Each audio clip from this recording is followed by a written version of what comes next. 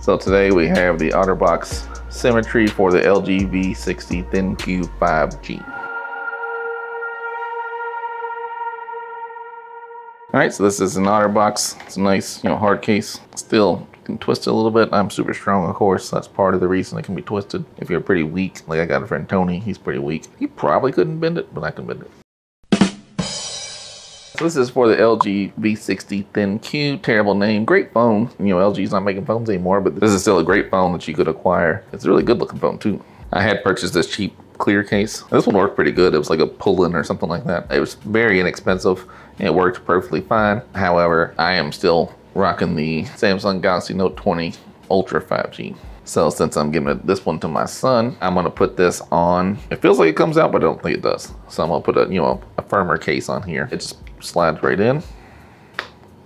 You do see a little bit of the gold top there. It's a little weird, but that's all right. You can see the ports just fine. USB-C, headphone jack, extra buttons that don't do anything. So obviously you can hit the fingerprint sensor just fine. This is the power button. It works just fine. Through the case, obviously the buttons are covered up. Camera is nice and visible. Of course, still protected. There's a little bit of indent there, so you got more room for the camera. Here, this button is that shortcut button. We just turn that off so we don't use it, right? You don't use that. That was like a shortcut to LG Assistant or Google Assistant. We don't use that. Volume button clearly works, just fine. You can see it going up there. So no problems there. And if you go for the camera, there's no impeding. Look like, woo! It doesn't impede at all. No, you don't see the rim of that or anything like that. That's what I see is beveled edges there. So you don't see any kind of protrusion or anything like that. There's your front camera just fine. That's my face, I'm a camera. And of course, headphones will work just fine. Pop it right in there, easily fits. It's a much larger hole than the 3.5 millimeters, so you got plenty of room. We could have a fatter set. I'm sure if you had like a gaming headset, it'd probably even fit there too.